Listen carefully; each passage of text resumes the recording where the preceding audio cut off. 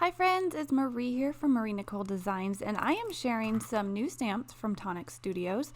This first set is called Unicorn Wishes, and I've already gone ahead and made a card just so you can kind of get a look at this stamp set. Just ink blended a fun background and colored and cut out all of these images to create a fun unicorn card. My daughter loves this one, so she'll probably steal it from me. But there's a few other stamps as well. This one here is called Flowers for You, and I paired it with the Cup of Happiness stamp set in order to create a card of teacups stacked up and full of fun flowers. So these sets also work really well together. This one I just ink blended a background, cut and colored all of these images and layered them on top, and added some sparkly sequins because we always need some sparkle on our cards, right? So the last stamp set that is being released is this one called Up in the Air, and it's got this really large image of a hot air balloon, and this will pretty much cover, or if not be larger than, an A2 size card. So you could have this image kind of hanging off the side if you wanted. I'm actually not going to be using the large image for today's card. I wanted to show how you could use a lot of the smaller images that are included with this set to create a pattern background. So I'm loading these stamps up into my Tonic stamp press, and I'm just going to kind of arrange them in a sort of random arrangement, and I'm going to be stamping them out to create a patterned background. So I'm kind of clustering them down here at the bottom. I'm going to pick them up with my door of my stamp platform, and I'm going to use my Nuvo hybrid ink. Now this is a black ink, and it's a hybrid ink, so it's going to be permanent when dry, and you can use it with alcohol markers, you can use it with zigs or watercolors, pretty much any medium you want to put over this. It should not run as long as it's dry, so if you are a little bit nervous about it being completely dry, you can hit it for a few seconds with your heat tool. Just make sure it's dry and heat set before you use your mediums with it. I did not heat set these images before I started coloring, and I had no problems with it running, so I haven't had problems with that. But if you want to make sure it doesn't run, just hit it with your heat tool. So all I'm doing now is I'm moving these small images up above the ones I've already stamped, arranging them again, and then I'm going to stamp them out again, and I'm going to continue doing that all the way up my card front until my whole background is filled. Now my idea behind this pattern background was just to stamp these all out and color them, and then in the negative space between these images I wanted to color like a dark blue, but I decided to scrap that idea. So you'll see that my background will be changing later on in the video. I decided to kind of cut it down to just the hearts and the envelopes and make it more of a Valentine's Day theme. And I did that by just the same way I'm doing here and just layering on my stamps and stamping them out.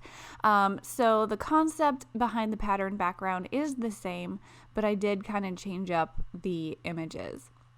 I also took my alcohol markers and started coloring these images. I'm just going to do a little bit of light coloring on these envelopes, and then I'll start doing some coloring on the hearts. Now, since these are such small images, there's not a whole lot of room for crazy shading. I mean, you can do that if you want, but I was going to go really simple with this coloring, especially since I have so many images going on. I didn't want to spend all day coloring this, so I thought it would be fine to just leave it kind of simple, do a little bit of simple shading. Now these envelopes are going to be mostly white, but when you have a white image, it's always nice to add a little bit of shading with maybe a light gray or a light blue, and it just gives it the illusion of being even brighter because you have a little bit of contrast there, and you get the idea that there's shadow and light even on a white image. So I've got a little bit of coloring done on these envelopes, and I'm just taking some pink and coloring in these hearts. Now I'm going to go with a light pink, then a little bit of dark pink on the bottom, and then blend it back out with the light pink and that's how I'm coloring my hearts. Now this is the same kind of coloring I'm going to do on my second background that I'm going to do, and you'll see that here in just a second, but the coloring is basically the same. The only thing I changed was I made those envelopes blue instead of gray because I really love that blue and the pink together. I think it's really kind of a Valentine's Day card. So now that I have that background all stamped out, what are we going to put on top of it? So I'm going to go ahead and take a few more of these stamps from the stamp set.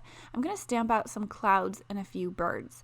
Now this time I'm not using my stamp platform. These are such small images that you don't need your stamp platform for them. You can pretty much get a great impression just by stamping it with a stamp block. So I'm taking my small stamp block, I'm using the same hybrid ink, and I'm just going to stamp out a number of these images.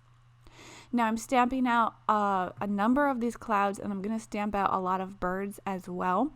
I'm not using all of these images, but I find it helpful to stamp out a variety of stamps at once and then use what I need, and then I can always tuck this piece of paper in with my stamp set when I put it away, and I'll have these images already stamped the next time I pull it out and I want to build a card. So I'm doing some simple coloring here as well, kind of the same concept as the coloring I used on my pattern background. I'm just adding a little bit of a shadow on the bottom of these clouds just to give it the appearance of being white with a little bit of a shadow, using a light gray there. And my birds are really simple as well. I'm just using a lighter blue and a darker blue to add a little bit of shadow on the belly and under the wings, and that's pretty much all the coloring I'm doing on the birds. I did add a little bit of yellow to their little legs and their little beaks, but when you're using small stamp images, you really don't need to do a whole lot of shading if you don't want to. I think they look pretty cute as is, so you can get away with some really simple coloring. I did stamp out a few of those banners. I thought that would be fun to put on the front of my card, but I ended up not even using those, so I'll have those stamped out for a future card already. So I have a die cut heart here, and I want to layer that on top of my pattern background. Now I have this piece of vellum, and I'm using vellum just because that pattern background gets a little bit busy, especially if you want to layer things on top of it. So the vellum kind of mutes the background a little bit without completely covering it up. So you still get that pattern background shining through. It's still really cute, but you can layer things on top and have that be the focal point instead of everything getting lost together in a really busy, crazy background. So just adding a little piece of vellum can kind of help separate your front images from your pattern background. I'm using some of my Nuvo Deluxe glue to glue this down to my vellum. This glue is great because it dries quickly, it doesn't leave any marks, it dries clear, and it gives you a little bit of wiggle time to get everything in place before it completely dries. But it's a great glue, it dries strong. I've used it for memory books and I haven't had any problems with it coming apart. So this is the glue that I've been reaching for most of my crafting, for memory books, for cards. It's just a great all-around purpose glue. Now I'm putting a little dot on each corner of the vellum. Vellum can be a little tricky because you can usually see the adhesive behind it. And if you look close, you will see those little dots on the card, but it kind of blends in with that pattern background. And like I mentioned, this glue does dry clear, so it's not really obvious once the card is together. I'm also going to be layering on these clouds and little birds, so I think that kind of drives your attention away from any little glue spots that you might see on this card. I just wanted to keep the edges of my vellum down so they didn't curl up. So I'm using this glue to glue down my clouds as well. I've already kind of mapped out where I want everything, and I'm just going to go ahead and glue them all down. I'm not using a lot of foam adhesive. I usually pop up these images a little bit more with foam adhesive, but I have this sentiment here from Tonic, and it's with love, and I thought that was perfect for this Valentine's Day card. And it's a tiny sentiment. It kind of stretches across your A2 size card, so I didn't want to pop up those clouds with a lot of dimension because I wanted to layer this sentiment over it. I've cut this out with a little bit of gold cardstock from Craft Perfect and Tonic as well. And I love that addition of a little bit of shiny gold against the pink and the Valentine's Day colors. So I'm just kind of moving this into place. I'm kind of wiggling it around to get it where I want it before that glue completely dries. And then when it's in place, I'm just taking my scissors and I'm going to snip off those edges that are hanging off the edge. Now this sentiment is great because you can trim it down to go on a vertical card, or it'll stretch across a horizontal card as well. So I'm just trimming off those edges, and then I'm going to go ahead and take my last little cloud, and I'm actually going to pop this one up on some foam adhesive. So we do get a little bit of dimension here, not as much as I would normally do, but I think it really works out in the end, and it's a really cute little card. Now I'm using these tiny foam squares from Tonic and Craft Perfect, and these are great because even these tiny birds, you can put one little foam square behind them and pop them up. You don't have to monkey with cutting a really tiny piece of foam adhesive from your big foam roll. So these are really handy if you're working with small images.